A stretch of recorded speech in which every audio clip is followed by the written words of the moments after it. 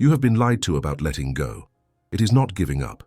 It is the moment the shadow collapses and money begins to harden into fact. There is a moment on this path that almost no one warns you about, and because it is not explained, it is often misunderstood. It is the moment when the fire that once drove you to affirm, visualize, intend, and do something suddenly goes quiet. Not because you failed, not because you gave up, but because something in you has settled. You wake up and notice there is no urgency. The mental noise is gone. The desire that once felt pressing now feels distant, neutral, almost unnecessary.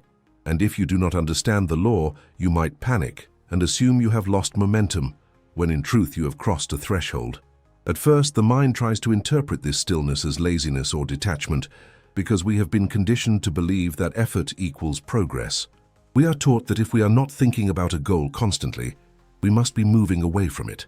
But Neville Goddard's work reveals a very different mechanism at play. Creation does not respond to strain, it responds to acceptance. The subconscious does not move when you plead with it, it moves when it is convinced.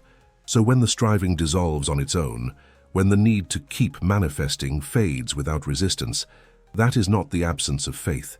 It is the evidence that faith has already done its work. This is why this experience often arrives with a strange mix of calm and confusion. On the surface, nothing may have changed yet. The bank account may look the same, the circumstances may appear unchanged, and yet internally, something decisive has occurred. You are no longer trying to get somewhere, you are no longer rehearsing a future. In your inner world, it feels settled, concluded, finished. And because the conscious mind is accustomed to chasing outcomes, it does not immediately recognize rest as power. It has not been trained to understand that stillness can be the most creative state of all. Neville called this state the Sabbath, not as a religious observance tied to a calendar, but as a psychological condition that follows creation. Just as in the biblical story where God rests after the work is done, the individual rests when the imaginal act has been successfully completed. The rest does not come from discipline or decision. It comes naturally, effortlessly, as a byproduct of conviction.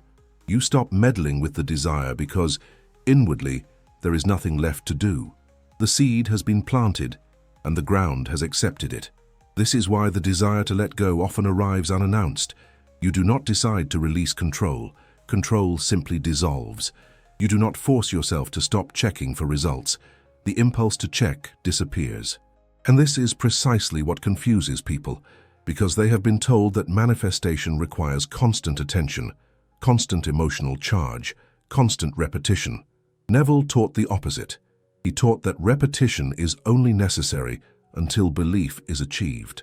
Once belief is achieved, repetition becomes unnecessary, even counterproductive, because you cannot persist in wanting what you are inwardly convinced you already have. When this shift occurs, the relationship between you and money or any desire quietly changes. Money is no longer something you are reaching for. It becomes something that feels assumed, expected, taken for granted. And paradoxically, the less you feel the need to think about it, the more securely it feels established within you. This is why many people report a sense of emotional neutrality or even mild disinterest right before major manifestations unfold. The subconscious has accepted the state, and the conscious mind is being relieved of its former labor. So if you have noticed that you no longer feel compelled to visualize every night, if affirmations feel unnecessary rather than difficult, if you are not looking for signs and are not bothered by the absence of immediate proof, this is not a regression. This is not loss of desire. This is not spiritual complacency. It is the psychological signature of completion. It is the mind entering rest, because the deeper self has already said yes. And this is what almost nobody talks about. They talk about techniques, methods, and persistence, but they rarely talk about the moment when persistence naturally ends. They rarely explain that the urge to let go is not something to resist, but something to recognize. Because when the striving stops on its own, when effort collapses into quiet certainty, you are no longer in the phase of asking. You have moved into the phase of allowing, and from this point forward, the law no longer requires your effort. It only requires your non-interference. There comes a point in this process where the mind simply stops pushing, and this cessation is not forced, disciplined, or intentional. It happens the way sleep happens when the body is ready for it.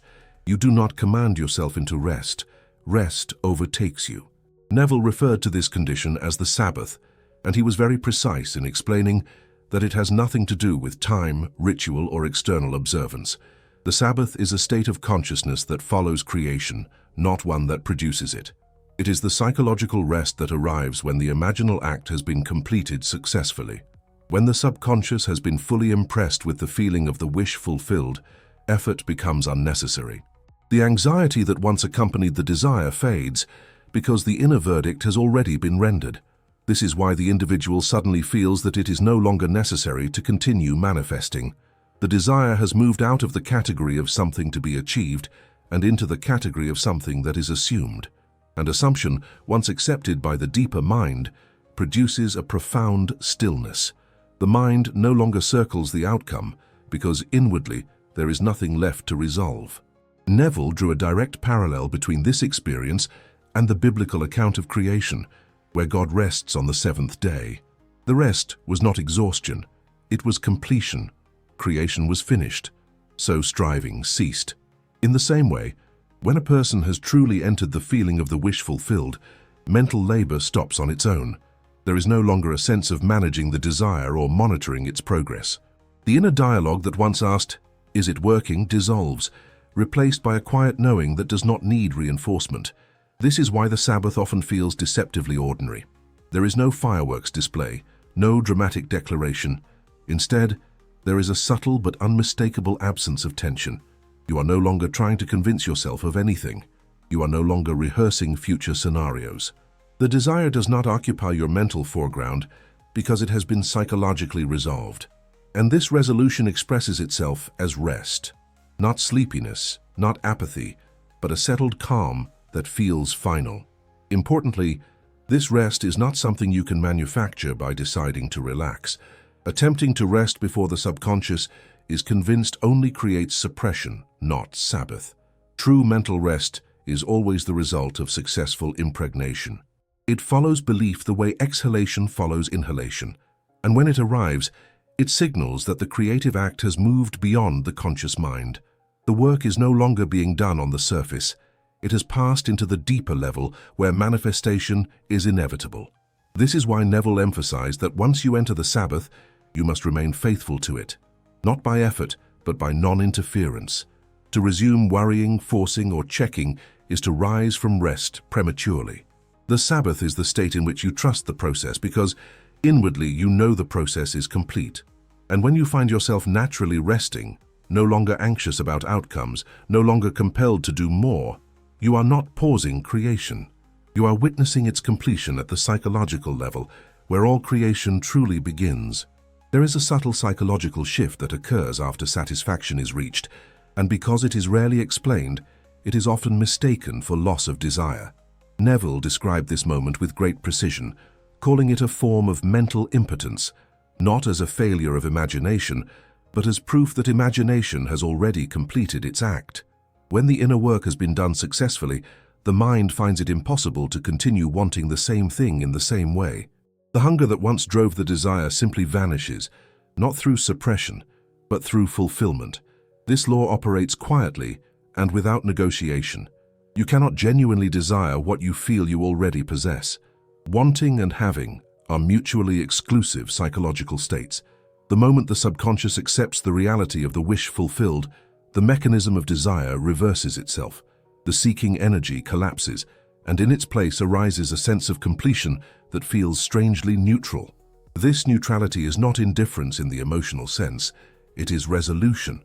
The mind no longer reaches outward because it no longer perceives a lack inwardly.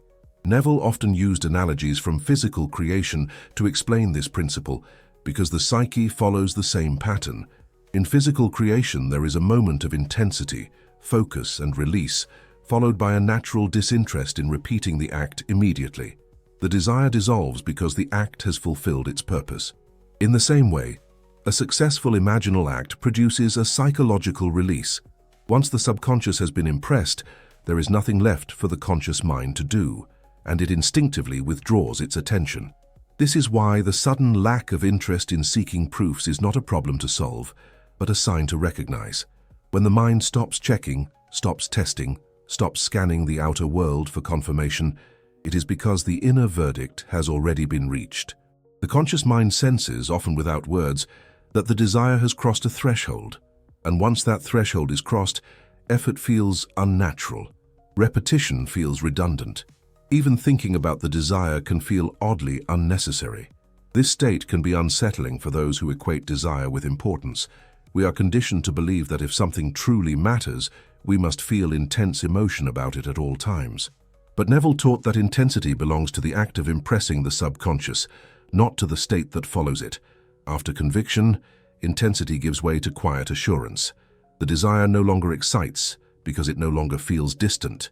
It feels incorporated, internalized, already part of one's psychological landscape. Mental impotence, as Neville described it, is therefore not a weakness, but a confirmation. It is the mind's way of saying, "This is done."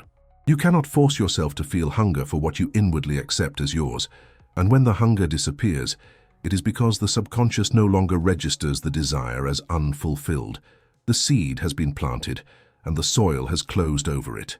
Digging it up to check on it would only interrupt the natural process. So when you notice that you no longer feel compelled to visualize, affirm, or seek reassurance, understand what has occurred. The law has reversed itself. The desire has completed its cycle at the psychological level. What remains is not effort, but allowance. The mind has entered a phase where wanting has been replaced by expectancy, and expectancy does not strain. It waits calmly and confidently because it already knows the outcome. Sometimes the shift into completion does not arrive quietly, but through an unexpected wave of emotion that feels both overwhelming and cleansing. Tears may come without sadness, and the body may react before the intellect has time to explain what is happening. Neville spoke often of this moment, describing it as a thrill, a release, or even an oily sweat, not as poetic exaggeration, but as a physiological response to a psychological union. It is the moment when the desire and the consciousness holding it are no longer experienced as separate. When this emotional release occurs during visualization or imaginal activity, it signals that the subconscious has been reached. The feeling is not manufactured, it arises spontaneously, as though something long held in tension has finally been allowed to resolve. The mind stops striving because it no longer needs to. The emotional system discharges its excess energy, and what remains is relief. Not excitement about what might happen, but peace about what has already been accepted as true. Neville emphasized that creation is not complete until feeling is involved. Thought alone does not impregnate the subconscious. It is feeling that fuses the imaginal act into the deeper mind, and when that fusion occurs, it is often accompanied by a profound emotional response. This response is not a reaction to hope, but to certainty. The individual is no longer imagining something that could be. They are inwardly recognizing something that is. And recognition carries a very different emotional tone than anticipation. This is why the phrase "it is finished" arises so naturally in these moments. It is not a verbal affirmation, but an inner conclusion. The mind senses that the act has reached its climax, that the creative tension has been resolved. Just as in any act of creation, there is a point beyond which continuation is impossible and unnecessary. The work has been done, and the system knows it. The conscious mind releases control because it no longer has a role to play. After this emotional culmination, something changes in the way the desire is experienced. The longing that once accompanied it disappears. There is no urge to repeat the visualization, no compulsion to revisit the scene. Repetition feels hollow because the purpose of repetition has already been fulfilled. The desire feels sealed, fixed, established. And this fixedness is what guarantees its objectification, because the subconscious does not question what has been impressed with finality. Neville made it clear that once this stage is reached, the imaginal act cannot be undone by doubt or delay. The seed has taken root. The emotional release is not the cause of manifestation, but the evidence that the cause has already been set in motion. From this point forward, the individual is no longer creating. They are allowing creation to unfold. The tears dry, the body relaxes, and the mind rests, carrying within it a quiet certainty that does not need to announce itself. Faith is the evidence of things not seen. At a certain depth of conviction, the need for confirmation simply disappears. This is not a discipline you impose on yourself, nor is it an act of willpower. It is a natural consequence of belief having matured into certainty. Neville was clear that faith is not an emotional high or a hopeful attitude toward the future. Faith is evidence. It is the internal proof that replaces the need for external signs. When faith is present, the unseen feels more real than what the senses report. This is why the statement, "I don't look for proofs," is so revealing. The search for proof only exists when doubt is still active. When the mind truly believes, it does not monitor the world for validation. It does not interpret coincidences or scan circumstances for clues. It rests. And this rest is not passive. It is grounded in the quiet assurance that the inner act has already established reality at its source. To look for signs would be to confess that the inner knowing is incomplete. Neville often explained that faith is not something you acquire by repeating words or cultivating optimism. Faith is the byproduct of acceptance. It emerges when the imaginal act has been so fully assumed that the mind begins to think from it rather than about it. At that point, the unseen is no longer imagined as distant or theoretical. It is felt as present, substantial, and reliable. The outer world, by comparison, begins to feel secondary, almost slow to catch up. This shift produces a very specific psychological posture. There is no urgency, no tension, no emotional bargaining with life. The individual does not feel the need to defend their belief or explain it. There is nothing to argue for because nothing feels unresolved. Faith in Neville's sense is not loud or dramatic. It is quiet, stable, and self-sustaining. It does not fluctuate with appearances because it was never based on appearances to begin with. When someone reaches this point, indifference to external proof is often misinterpreted as detachment or lack of interest. In reality, it is confidence. The mind no longer seeks reassurance because it already possesses assurance. This is why Neville insisted that signs follow. They do not precede. The inner conviction must come first. The outer confirmation can only reflect what has already been accepted within. So when you find yourself unconcerned with whether the manifestation is on its way, when you are no longer checking timelines or measuring progress, understand the significance of that state. Faith has replaced hope. Evidence has replaced expectation. The unseen has become your reference point. And from that position, the outer world has no choice but to reorganize itself around the inner fact that has already been established. There is a profound psychological difference between imagining a desire as something you are moving toward and experiencing it as something you are already standing within. Neville emphasized this distinction because it marks the boundary between effort and creation. To think of a desire is to observe it from the outside, to place it in the future, to feel its absence even while contemplating it. To think from a desire, however, is to occupy the state it implies, to let it inform your perspective so completely that it no longer feels separate from you. When the mind shifts into thinking from the end, the internal dialogue changes in subtle but decisive ways.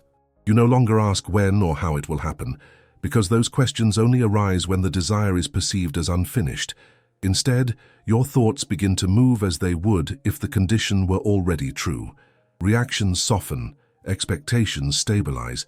The world is interpreted through a new lens, not because you are pretending, but because the state has been accepted as fact at the psychological level.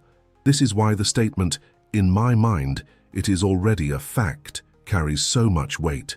It signals that the desire has crossed out of imagination as possibility and into imagination as reality. Neville taught that imagination is not a place where we fantasize about the future, but the very substance of creation. When you think from the end, you are no longer projecting forward. You are operating from within the fulfilled state, and from that position, the feeling of separation dissolves. As this shift stabilizes, longing disappears. You cannot long for what you are inwardly experiencing as present.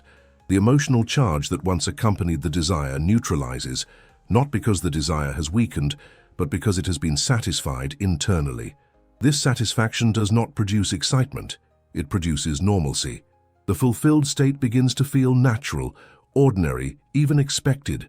And this sense of naturalness is precisely what allows the subconscious to externalize the condition without resistance. Neville repeatedly stressed that creation flows from the state you occupy, not from the thoughts you repeat. Thinking of the desire keeps you anchored in the state of wanting. Thinking from the desire places you in the state of being, and being is always creative. When you are thinking from the end, your mental activity is no longer directed at changing reality. It is simply expressing the reality you have already assumed. This is why, at this stage, there is nothing left to strive for. The desire has ceased to be an object of effort and has become a lens through which life is experienced. The mind rests in the assumption because it feels true, not because it is being enforced. And once a state feels true, the law responds automatically. Reality conforms, not because you are demanding it, but because you are no longer contradicting it. There is a sacredness to the moment when a desire has been fully accepted within, a moment that Neville likened to spiritual impregnation. In this analogy, every person becomes Mary, and the desire itself is the Holy Conception. It is not the act of striving that brings the seed to life, but the act of inward acceptance. Once the mind has been successfully impregnated by the feeling of the wish fulfilled, the individual carries the desire as a living presence within, a psychological pregnancy that will naturally progress toward manifestation. This stage explains why the impulse to let go arises so powerfully. Just as a pregnant woman does not attempt to conceive the same child repeatedly, the mind that has been spiritually impregnated stops the act of creation. There is no longer a compulsion to rehearse, to test, or to check. The desire has been internalized to the point that it will unfold in its appointed time, according to the natural rhythms of consciousness. The labor of effort is replaced by the labor of allowance, where the individual trusts the inner reality to give birth externally.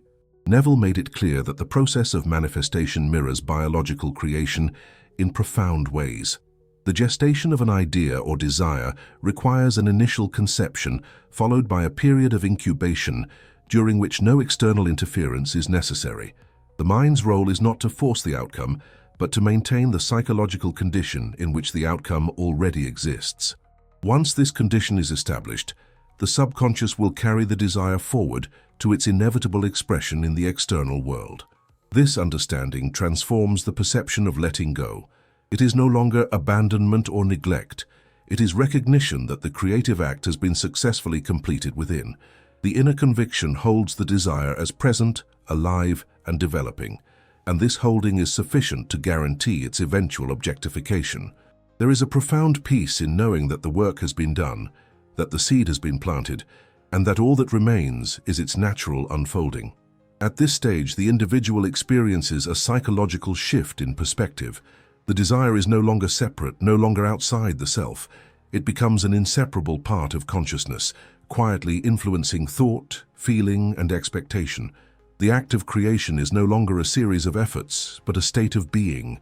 And in this state, the mind rests, confident that the external reality will mirror the inner reality in its own appointed hour. The virgin birth is the ultimate metaphor for the effortless, sacred emergence of manifestation from fully assumed consciousness. The process of manifestation often involves a period of tension, a quiet struggle in which the evidence of the senses seems to contradict the assumption held within.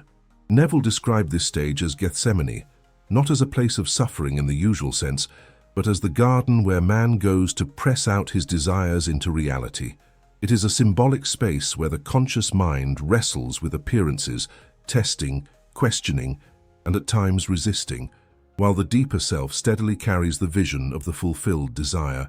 This tension is not accidental. It is the natural friction that occurs when imagination has planted a seed, but the senses have not yet reflected it. In Gethsemane, the act of feigning it until believing it reaches its most vivid expression. The individual may feel doubt, uncertainty, or impatience because the external world does not yet confirm the inner assumption. Yet it is precisely this struggle that consolidates the inner reality. Each moment spent holding the desired state in consciousness strengthens the impression on the subconscious. The garden is not a place to hurry through, it is a place to persist inwardly while the outer world remains unchanged, a space where the desire is pressed into being until it becomes psychologically unshakable. The transition from effort to acceptance is subtle but decisive. As the subconscious absorbs the imagined state, the mental strain begins to dissolve. The conscious mind, which once acted as a vigilant overseer, gradually relaxes. The cry of "it is finished" emerges naturally, often accompanied by a sense of release or joy. The individual recognizes that the seed has taken root, and the work of creation has passed from conscious effort into the realm of natural unfolding. The apparent struggle was never the act of creation itself. It was the alignment of the outer mind with the inner certainty. Neville highlighted that Gethsemane represents both the joy and the discipline of creation. There is a tension between appearances and assumption, but it is a disciplined tension, one in which the individual does not yield to the senses, does not concede to doubt, but maintains the inner state consistently. This is the garden where the desire is pressed out into reality. Here the imaginative act is stabilized, and the subconscious is fully impregnated with the state of the wish fulfilled. Once the crucifixion of effort occurs, once the conscious mind releases struggle, the peace that follows is profound. The individual moves from striving to resting, from longing to knowing, from temporal effort to eternal assumption. Gethsemane, then, is not suffering. It is the sacred labor of alignment, the space in which creation passes from thought into substance. And when this stage is completed, the manifestation is no longer dependent on will or desire. It is inevitable, because the inner act has been fully realized and the mind has settled into the law of its own assumption. Every desire, once fully assumed, requires its own natural gestation before appearing externally. Neville emphasized that each seed has an appointed hour, and impatience cannot hasten its unfolding. During this interval, the subconscious silently consolidates the inner reality, aligning circumstances without visible signs. The outer world may seem unchanged, yet internally, the desire continues to mature, sustained by the firm feeling of fulfillment. Attempts to force results only disturb the natural rhythm. True manifestation depends on restful expectancy, a confident knowing that what is already assumed will express itself in perfect timing, effortlessly and inevitably. The reality of manifestation always begins internally, not externally. Neville emphasized that external signs are never the cause. They are the result of an already established inner state. When the subconscious has been impressed with the feeling of the wish fulfilled, the outer world begins to conform naturally, without need for monitoring or intervention. Seeking signs before the fact only reveals doubt, disrupting the quiet certainty that underlies true creation. The mind that rests in the assumption experiences no urgency or checking, because it knows the outcome is already secured. Signs follow naturally, but they do not dictate or validate the inner reality, which exists independent of appearances. At the culmination of this process, the individual reaches a state of absolute inner conviction. Neville described it as a knowing that is untouched by outer appearances, a certainty that cannot be shaken by circumstances. In this state, the conscious mind rests completely because the subconscious has accepted the command as fulfilled. There is no need for proof, no compulsion to observe results, and no lingering doubt. The feeling of "it is done" saturates every thought and emotion, creating a deep peace that surpasses understanding. This inner conviction is the final evidence that the desire has been fully assumed, secured, and set on the path to inevitable external manifestation. As we come to the close of this exploration, it becomes clear that the process of manifestation is not dependent on outer effort, but on the depth of inner assumption. Every act of visualization, every feeling of fulfillment, and every surrender to the inner knowing has already impressed the subconscious. The manifestation is no longer a matter of doing, but of allowing. The mind may still glance at circumstances or wonder about timing, yet these outer appearances hold no power over the reality that has been established within. Neville emphasized that true creation begins and ends in consciousness, and the outer world is compelled to follow. This is why complete release is not only natural but necessary. To rest fully in the inner conviction, to let go of the urge to check, repeat, or push, is to align perfectly with the law of assumption. The work is done, the seed is planted, and the unfolding of reality proceeds effortlessly and inevitably, in perfect accordance with the inner state already assumed.